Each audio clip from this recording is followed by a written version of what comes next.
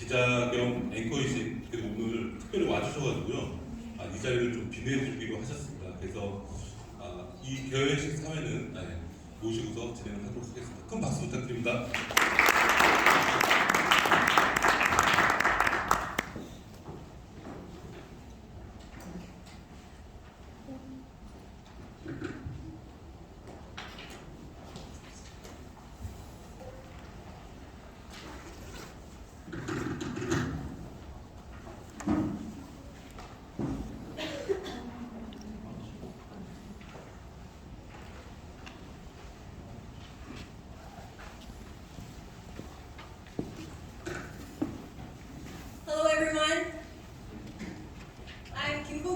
And I'm delighted to welcome you to the opening ceremony of Asian Demographic Challenges and Sustainable Development Goals.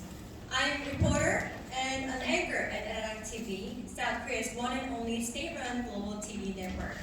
I would say it is a Korean version of BBC World or France 24.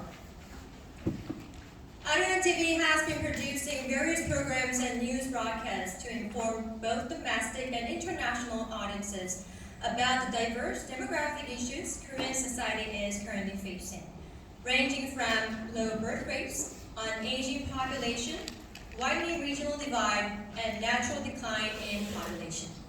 And in doing so, we collaborated with many experts, including Professor Hwang Myung-jin, Vice Chairman of Population Association of Korea. Such acquaintance led me to have an honor of emceeing today's special event.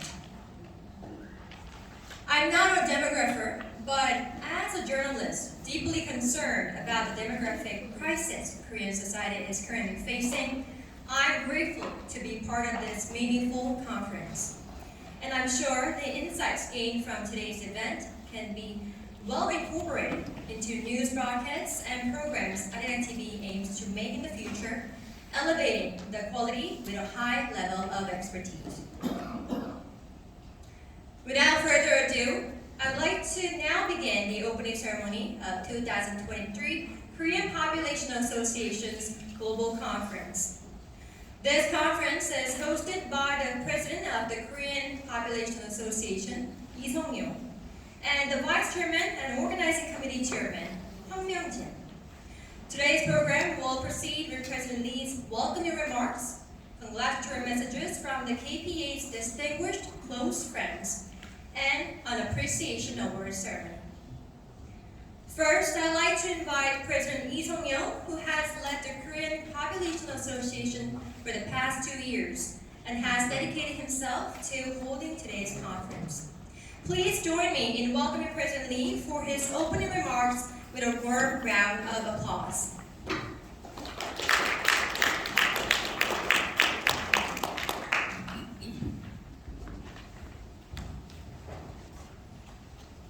네, 먼저 추우신데도 와주셔서 감사합니다.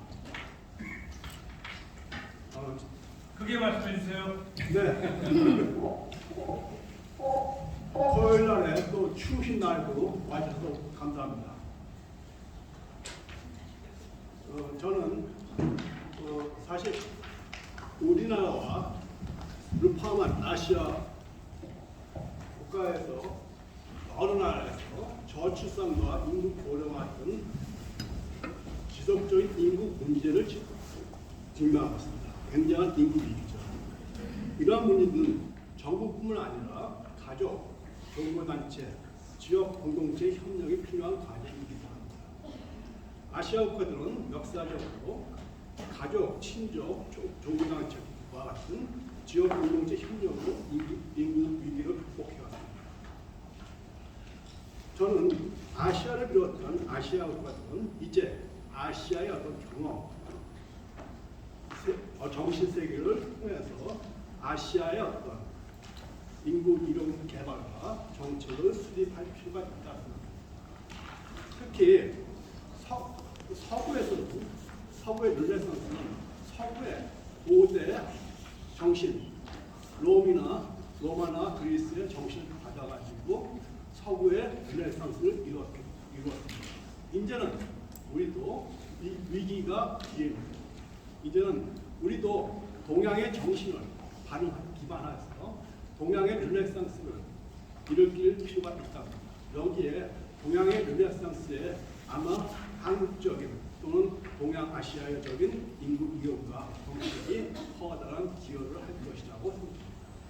이를 위해서 한국인구학회는 올해 아시아의 인구학 도전과 지속 발전 글로벌 컨퍼런스를 개최합니다. 이 컨퍼런스는 아시아 지역에서 활동하는 세계적인 인구 전문가, 정책 결정자와 함께 아시아 인구 정책 현황과 지속적인 발전에 대해서 논의하고자 합니다. 또한 이번 컨퍼런스는 한국의 수도 세계에서 가장 극단한 것이죠. 그래서 개최합니다. 서울은 전 세계적인 기술 혁신, 사회 변동, 정치적 쟁점의 중심지로서 가장 급격한 인구 변동을 하였습니다. 인구 대응이 가장 절실한 시점에서 이번 행사는 그 의미가 따로 아시아 인구학적 도전과 지속 발전 컨퍼런스는 한국통계진흥원 리서치 후원 고려대학교 행정대학원의 참여로 진행되고 있습니다. 이 컨퍼런스는 여러 학원과 여러 개인 연구자, 학생들의 조건 없는 희생과 지원을 이루었습니다.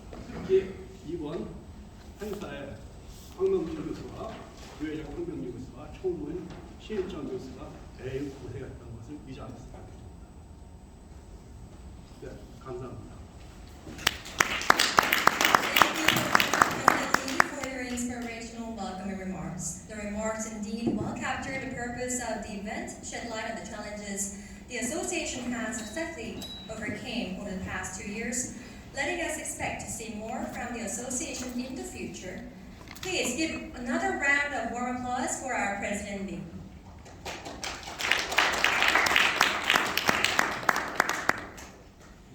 Now we are delighted to feature a series of congratulatory messages from our distinguished guests.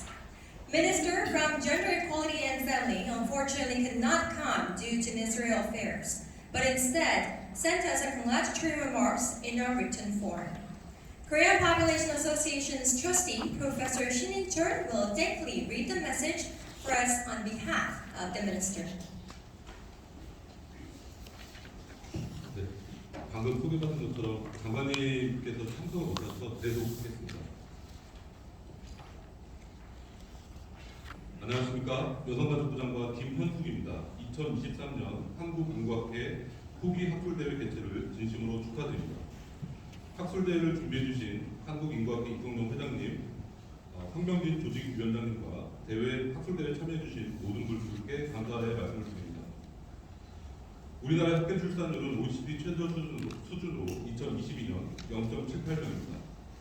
2020년부터 사망자 수가 출생아 수보다 많아지는 데드크로스 현상이 발생하고 있고, 지속적인 인구 감소로 2070년에는 2020년 대비 27.3% 감소하여 대한민국 인구가 3,766만 명 수준일 것으로 예상됩니다. 이러한 저출산은 고령화와 함께 생산 가능한 인구 감소, 세대간 갈등, 지역 소멸이라는 인구학적 위기를 초래하고 있습니다. 우리는 대한민국의 미래를 위해 저출산 극복을 위해 핵심적인 노력을 기울이는 한편, 변화하는 인구 구조에서도 지속 성장 가능한 사회 정책을 기획할 필요가 있겠습니다. 이에 정부는 지난 3월 28일 제1차 저출산 고령사위원회에서 돌봄 교육, 일육아 병행, 주거, 양육 비용, 건강 등 저출산 대책 5대 핵심 분야를 발표하였고, 인구 감소와 초고령 사회로의 진입에 따른 슈링코노믹스 문제에 선제적으로 대응하기 위해 위원회 산하 인구정책기획단을 중심으로 모든 부처가 인구 문제 대응을 우선순위에 두고 정부 역량을 총동원하여 대책을 마련하고 있습니다. 여성가족부도 누구 하나 소외되지 않는 가족, 모두가 함께하는 사회 구현이라는 독점 과제를 목표로 결혼, 출산, 양육의 사회적 책임을 한층 강화하고 부모가 동등하게 육아를 책임질 수 있는 환경을 조성하는 것을 최우선으로 추진하고 있습니다. 맞벌이 등 돌봄의 사각지대가 없도록 아이 돌봄 서비스 돌봄 지원 대상을 확대하고 공공민간 돌봄 서비스를 양적 질적으로 내실하고 있습니다. 또한 가족 형태별 맞춤형 지원을 위해 저소득 한부모 아동 양육비 지원을 늘리고 한부모가 비양육 부모로부터 양육비를 받을 수 있도록 양육비 이행 실효성을 강화하였으며 다문화 가족 자녀의 건강한 성장을 위한 기초학습부터 진로 컨설팅까지 지원을 대폭 확대하였습니다. 아울러 직장에서는 일가정 양립 문화가 확산될 수 있도록 가족 친화 인증 기업을 지속적으로 확대하고 남녀가 함께 일하고 함께 돌보는 맞돌봄 문화를 조성하기 위한 인식 개선 캠페인을 실시하고 있습니다. 이번 학술대회에서 전문가들의 깊이 있는 토론을 통해 인구 위기를 지혜롭게 극복할 수 있는 의미 있는 과제들이 도출될 것으로 기대됩니다.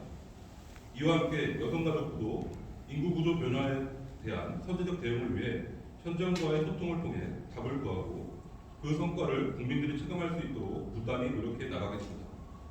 다시 한번 2023년 한국인구학회 후기학술대회 개최를 축하드리며 오늘 행사에 참여해 주시는 모든 분들의 건강과 행복을 기원합니다. 감사합니다.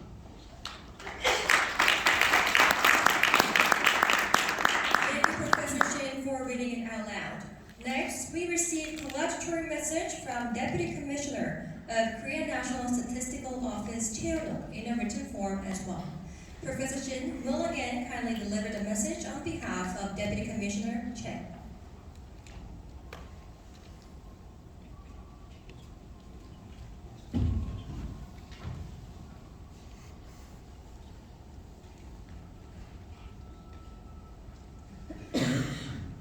We will move directly next to Director Kim Kwang-seop's congratulatory message. Kim Kwang-seop from Korea Statistics Promotion Institute. He gave us congratulatory message. Dr. Kim attended the pre-event for demographers in the Asian region yesterday and graciously joined us again today for the opening ceremony. We deeply appreciate your presence, Dr. Kim. Please, Dr. Kim, let's welcome him with a round of loud applause.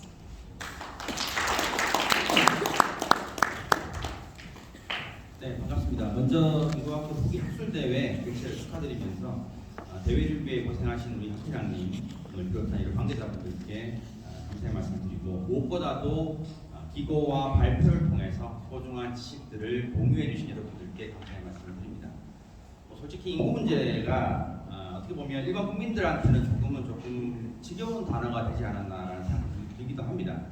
우리 대한민국 정부가 산하제한 정책을 공식적으로 폐지하고 인구 감소에 대한 문제인식을 가진 2000년 즈음부터 해서 지금까지 한 20년 이상의 시간이 흐르는 동안에 수많은 담론이 있어왔고 또 지금까지 많은 정책들이 시행해 왔음에도 불구하고 인구 문제가 개선될 조짐이 잘 보이지 않는다는 것이 현실인 것 같습니다. 또 문제가 되는 것은 이러한 저출산 문제를 국민들이 당연시 여기거나 아니면 피할 수 없다라고 받아들이는 경향까지 있다는 것이 더 큰 문제라고 생각이 되고 있습니다.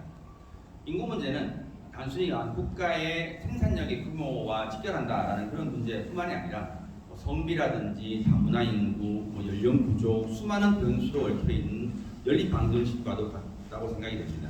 이런 문제를 풀 수 있는 해답이 과연 있을까라는 그런 또 걱정이 드는 것도 사실이긴 합니다만 이대로 자시할 수는 없기 때문에 이러한 또 회의나 기회들이 존재하는 것 같습니다. 한자성어 중에서 보장난명이라는 성어가 있습니다. 손바닥도 마주쳐야 소리가 난다 이런 내용인데 인구 문제를 해결하기 위해서는 어느 한 측면보다는 우리 사회 각계각층의 관심과 노력이 필요한 것이 사실인 것 같습니다. 최근에 이제 기업의 사회적 책임이 중요하다라는 그런 의식들이나 인식들이 확산되는 과정에서 어떻게 보면 인구 문제가 기업이 성장하기 위한 매력과 직결된다라는 측면 이외에 기업들이 인구 문제에 관심을 가지고 또 지원을 하고 있다는 건 굉장히 주목할 만한 사실이라고 생각이 듭니다. 이런 기업의 관심, 나아가서는 또 연구 활동에 대한 지원에 대한 부분들이 또 확대돼야 될 것 같고요. 정부도 세제 지원 등을 통해서 이런 부분들을 뒷받침할 필요가 있다는 생각이 듭니다. 또한 우리나라 인구 문제 해결을 위해서 국제사회의 여러 경험과 지식들을 활용하는 것이 되게 중요하다고 생각이 되는데 이러한 점에서 오늘 학술대회의 의미가 더 큰 것 같습니다. 특히 경제, 사회, 문화적으로 굉장히 한국과 관련성이 깊은 아시아 지역에서 활동하고 있는 세계적인 인구 전문가들을 모시고 인구 현황과 이를 바탕으로 한 지역의 지속 가능한 발전에 대해서 논의할 시간을 갖게 됐다는 자체는 굉장히 큰 의미가 있는 것 같습니다. 작년 우리나라의 학교 출산율이 0.78명 알고 계실 것 같은데 올해는 더 낮아질 것으로 우리가 예상이 되고 있습니다. 오늘 칼럼에서 제가 읽었는데 빼앗긴 나라는 되찾을 수 있어도 소멸한 나라는 되찾을 수 없다 이런 말을 제가 읽은 적이 있습니다. 물론 좀 다소 과장된 측면도 물론 있기는 합니다만 인구 문제에 대한 심각성을 좀 더 인식을 하고 잘 대처하자고 하는 이 글의 취지에는 절대 공감하는 바일 것 같습니다. 오늘 이 자리가 당면하고 있는 우리나라 인구 문제를 해결하는데 조금이나마 보탬이 될 것이라고 확신을 하고요. 오늘의 논의를 바탕으로 해서 정책 결정자, 연구자, 기업 등 이해관계자들의 지속적이고도 추진력 있게 문제 해결에 같이 동참할 것을 기대해 봅니다. 다시 한번 오늘 이 자리를 위해 애써주신 우리 학회장님을 비롯한 관계자 여러분들께 감사의 말씀드리면서 참석해주신 발표자님 그리고 소중한 지식을 공유해주신 논문 제출자 여러분들께 감사의 말씀을 드립니다. 감사합니다. Thank you very much for your presence and the timely message. This will be all for congratulatory messages. As the final event, there will be appreciation awards ceremony. The appreciation plaque goes to Reiko Hayashi, Chair of Asia Population Association and Deputy Director General of the National Institute of Population and Social Security Research in Japan. President of the Korean Population Association will give the award. I'd like to ask Mr. Reiko Hayashi and President Lee to come forward to the stage.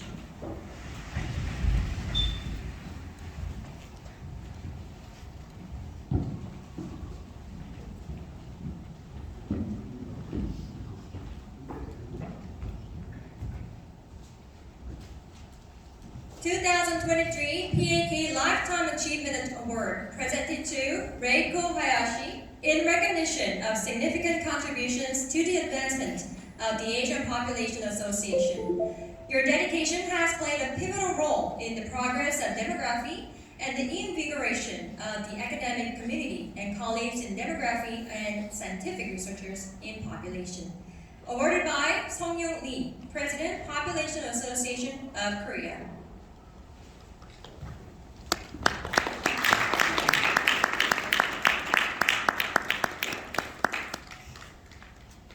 Let's give another big applause to recipient of 2023 Lifetime Achievement Award. Congratulations, 저희 사진을 보죠.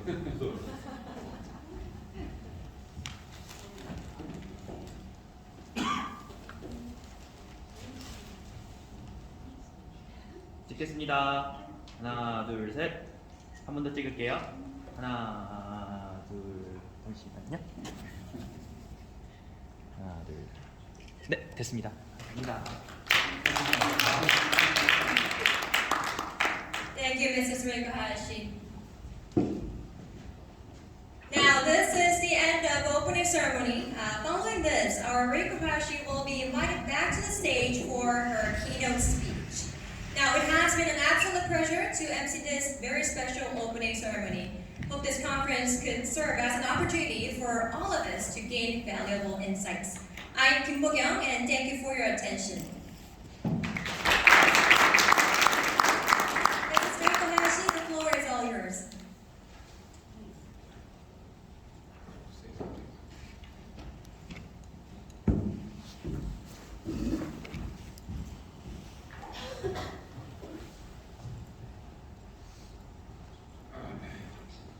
Maybe I can have the floor right now. Anyway, 감사합니다 for this prize, which I did not expect it. And also, 안녕하세요. 저는 레이코 하야시라고 입니다.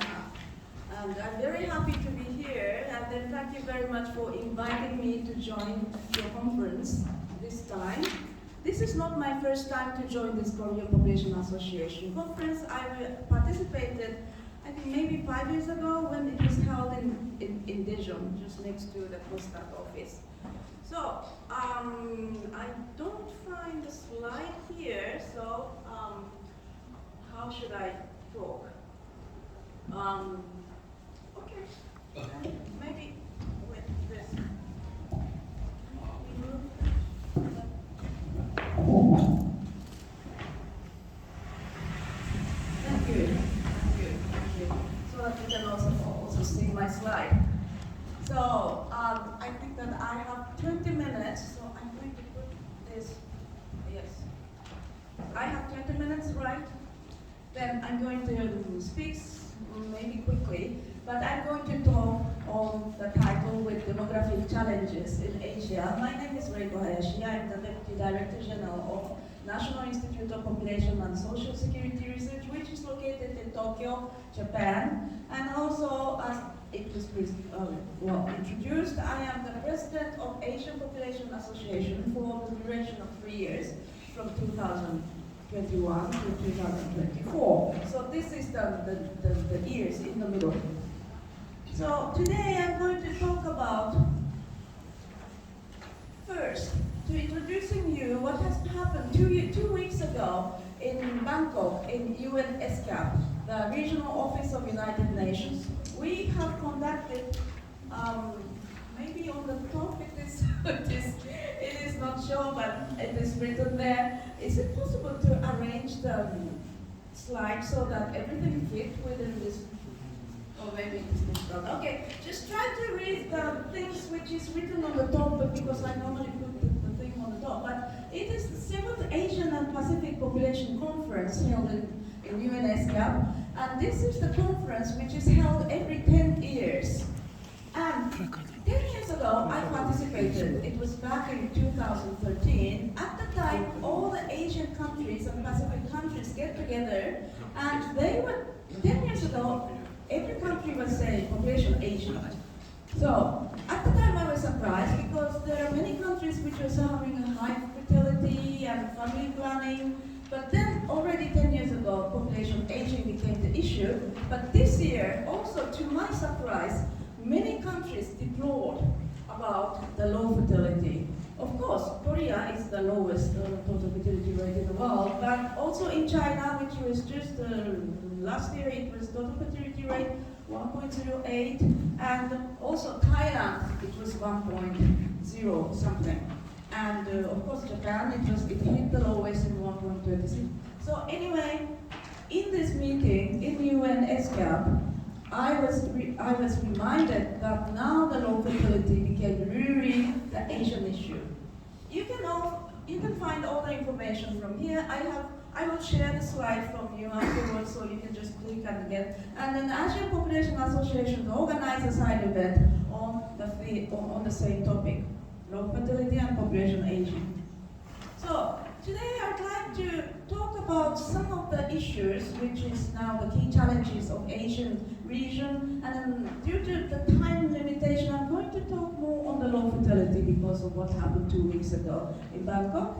And this is the same thing what I was saying, that all the country, you can see, this is Korea. Yes, very low, but it is not only Korea, but this is, I think this is Singapore, and this is Japan. Actually, Japan hit the bottom in 2005, and after that it was increasing, but again, since 2015, it is going down. And in 2022, it was 1.26, which is the lowest in the history of Japan. And maybe this year it might be going down because the number of babies already registered is very low.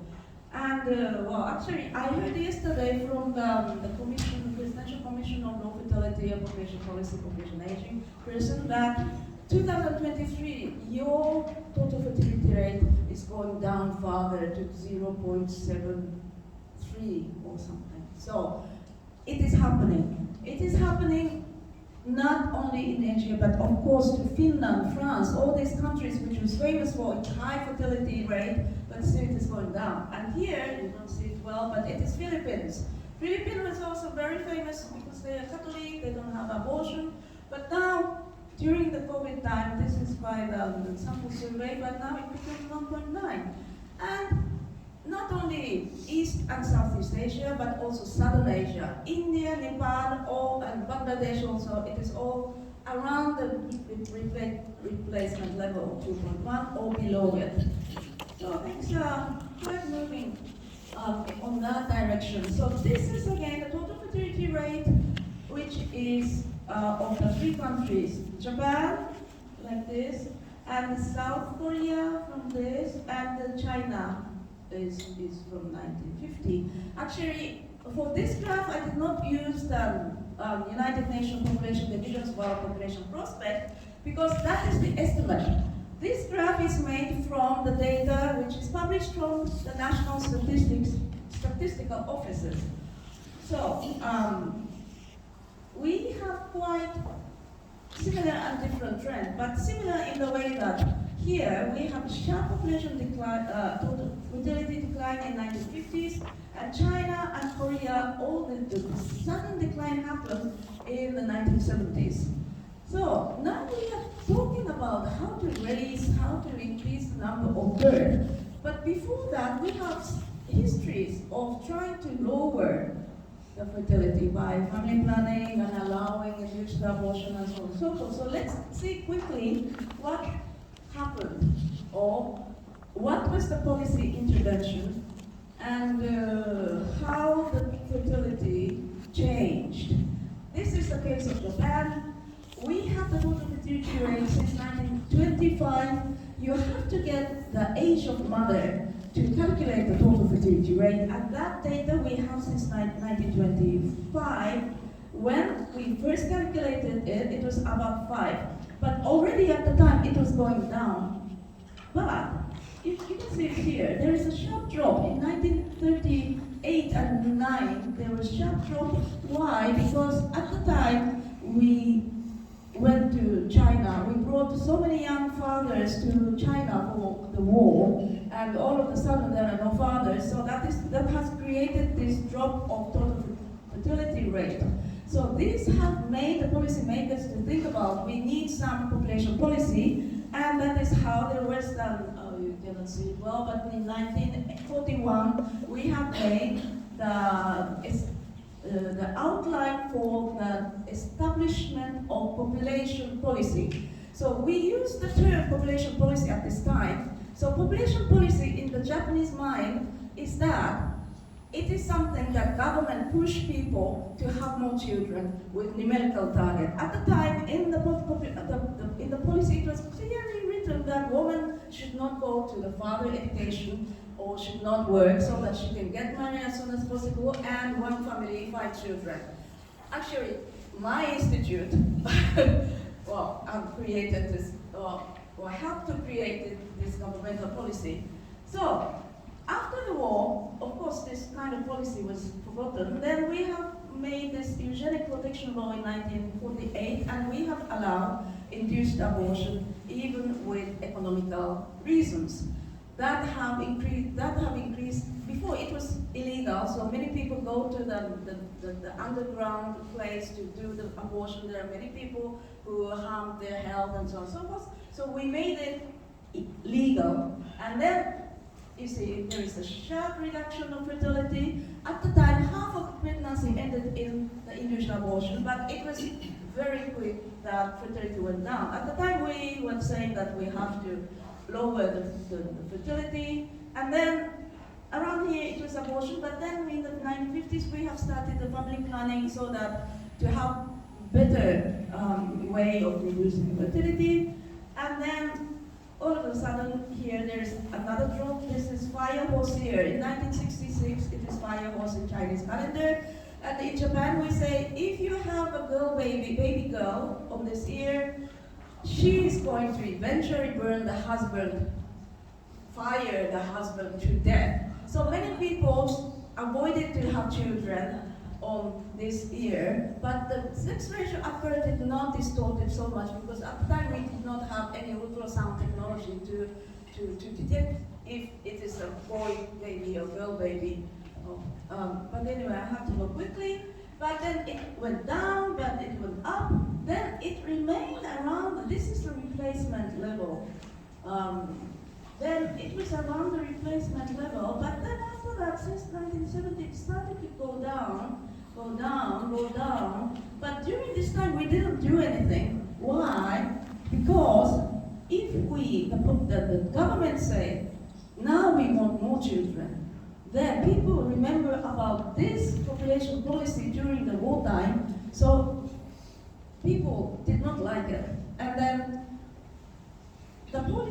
raise the fertility at the time, it was a kind of taboo. People did not talk about it. But when the fertility went down below this 5 year, people really, we started to think that, well, this is something serious, we have to do something. So this is called 1.57 shock, which is the same level as 5 year. And then soon after that, there is the desk inside the government, the Ministry of Health and Welfare. There was one new office. Then we have made Angel Plan 1994. And after that, every 5 years, we are making this kind of national plan, but not to put the fertility numerical target, but just to make the environment better for the young couple, so that they can have so that they can get married and then they can have the babies with the number they wish. So we have the 2020 outline of measures for society with declining birth. So this is the latest national plan for regarding the fertility and so on and so forth. So this is about, I'm sorry that the character is too small, but Korea, the same thing. Along with total fertility rate, actually you have started to have the total fertility rate since 1970. Before that, there is a kind of estimate, but I didn't find any evidence how they calculated. Please, if you know, please let me know. Then, yes, in Korea, reducing fertility with family planning, it is exactly the national policy. So, first there is the Planned Parenthood Federation of Korea was created in 1961, and in 1962, National Economic Development 5-year plan, there was one sentence saying that there is a need for population control. Well, actually, this 5-year plan is translated in Japanese and then downloadable. I read it through the Japanese National Diet Library. And then in 1962, there is family planning 10-year plan. And then after that, you have Maternal and Child Health Act in 1973, and then the induced abortion become somewhat possible and somewhat legal. And then there is population policy, and then 1981, comprehensive population growth control policy, and then setting the target of population growth 1% in 1993. And before waiting 1993, you achieved below 1% in 1988. So at this time, you also thinking about, now we are trying to lower the fertility, but maybe it might be too low.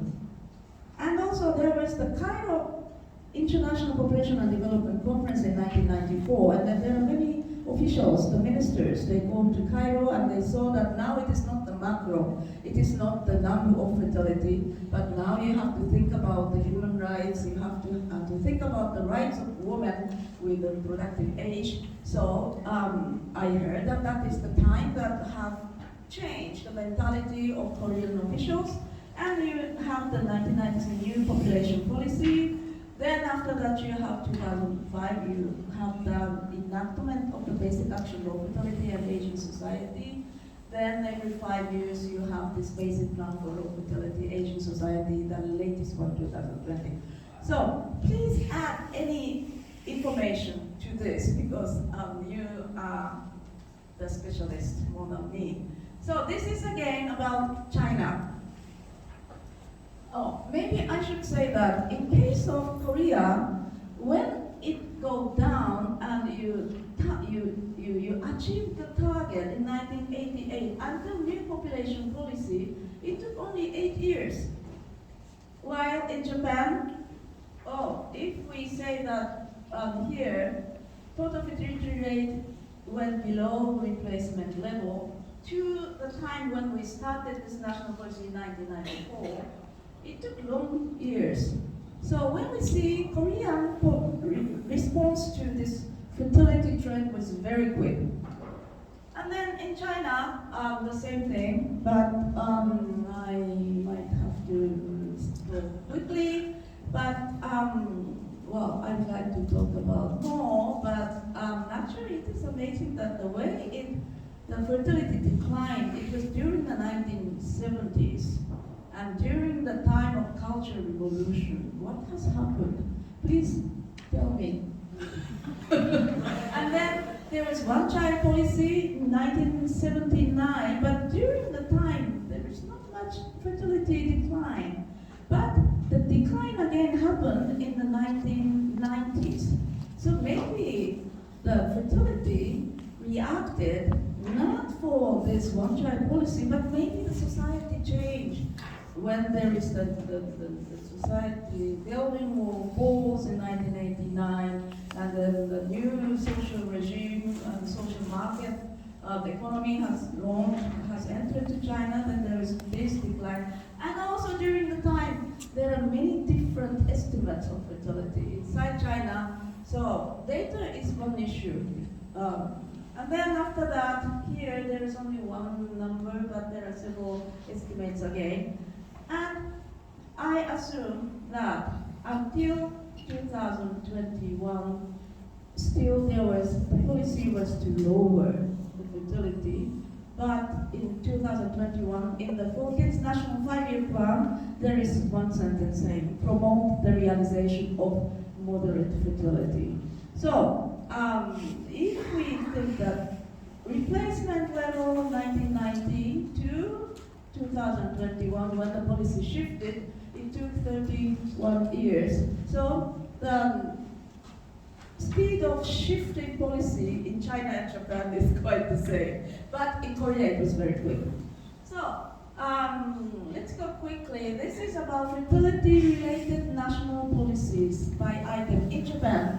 So maybe I don't have time to explain about this one by one, but to raise the fertility, or to lower the fertility, it is family planning. You can just provide all the contraceptives and then also make that safe abortion possible and so on and so forth, but to raise the fertility, except for saying everybody to order everybody not to work and they get married and have children, yes, of course, people, if they are obliged to do it, if you criminalize the people who does not have children, then it might be able to possible, but that is the policy you can never have with the context of present society. So we have to make the environment so that the young people can fulfill their wish.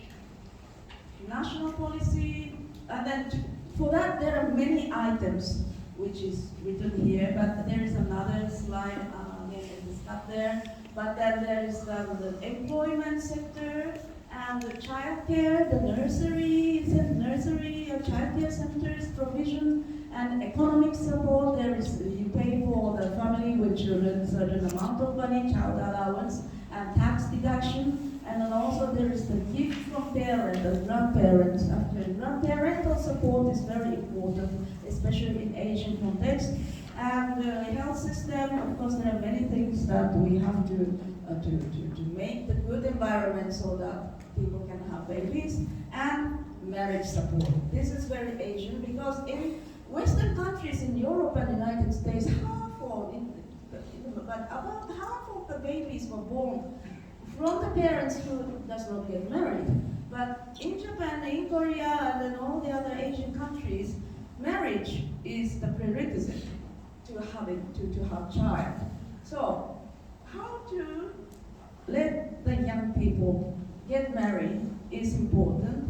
And in Japan, for example, there is a certain municipality is now spending their budget, paying money to make the matching support, and also some money is provided to the IT company so that they make the AI utilized matching app. And then at the beginning we were saying that, why the municipality government have to do such things? But then now, as the years goes by, there is the number of success rate, number of marriage using this support and the devices is increasing. And then that is something which is really happening right now. And then one thing I wanted to say is a very effective policy is ART, artificial reproductive technology. You see, infertility treatment, in other words, and you get the sperm and the ovule, and you get outside, you have fertilized and bring back to the woman's womb. And now it is almost 8% of total birth is birth is delivered using this ALT technology. Yesterday I heard in Korea it is 10% more than Japan. And if we calculate total fertility rate, the total fertility rate is up to 2030 is 1.33 in Japan. If we do not use ALT, then it is going to be like that. So you see, it is how it is important right now. And right now, at the time of 2016, the people who wish to have this treatment, not all the people receive it, but only 60% received. And success rate is only 10%. If we calculate this, we simulate all the people who wish to have this treatment receive 100%, and then if half of the trial becomes successful, then TFR level, it will become 1.9. And then this is a kind of policy to allow people who want to have children to have child. So it is a very important thing.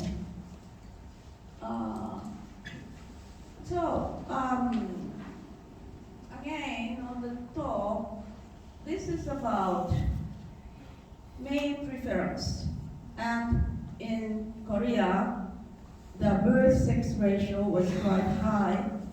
It is here, or maybe I hope you can see it. But in 1990s, the birth sex ratio was quite high, around 106, 110. And then now it is almost the same, the normal level. But the people, baby boy or the babies who were born in the 1990s, they have now become 1990s or 30 years old, the year when you get married. Then when we see the sex ratio of population aged 20 to 39 in the 20s and 30s, this is the situation in Japan. In Japan, in the northern part of Tokyo, there is a kind of movement because some of the women moved to Tokyo area. But in contrast to the Japanese difference by prefecture, here in Korea, here this side and here this side, it is a very high sex ratio of population aged 20 to 39. That means that there is some marriage squeeze happening. Not all the people can get married simply because there are more men compared to women. Of course, this is created by the sex ratio at birth and also migration. Many young people move to years and so on and so on and so forth. So, why I showed this graph? Because 2 weeks ago, for the side event of Asia Pacific Population Conference, I heard that in Nepal, total fertility rate in 2021 became 2.1. And in the same time, the sex ratio at birth just became very high, 114. So maybe in the future, they are going to have the marriage squeeze and maybe they suffer from very low fertility because of that. So what happened in Korea will happen in Asia, and then I think it is always important to share this kind of experience and information together. So, it is already this time, so I will skip all these slides and go into the last slide. Here. So, it is important to get together. So, I said that I'm now the president of Asian Population Association. I have two announcements. First announcement, we are going to have the Colloquium of National Population Association in Asia on 14th December in 2 weeks. And we are going to assemble all the population associations of each country in the region. And I also asked your population association in Korea to make a presentation at 15 minutes. So please join. Just click the link and then please join. It is online event. Another announcement is that next year, every 3 years we conduct the Asian Population Conference. Next year we are going to hold the conference in Kathmandu, Nepal.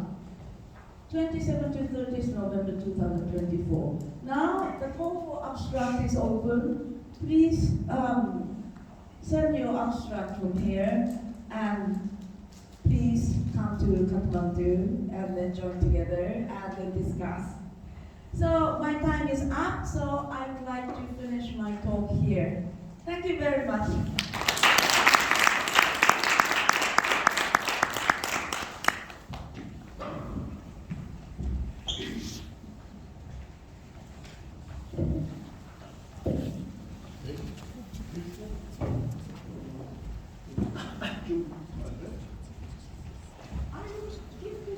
I will give this slide to everybody, so Yes, please please. click. 네, 이어서 바로 그 라운드 테이블을 진행할 때 조금 저희가 그 프로그램 짰을 때보다 약간 10분 정도 지연이 됐는데요. 좀 조정을 하겠습니다.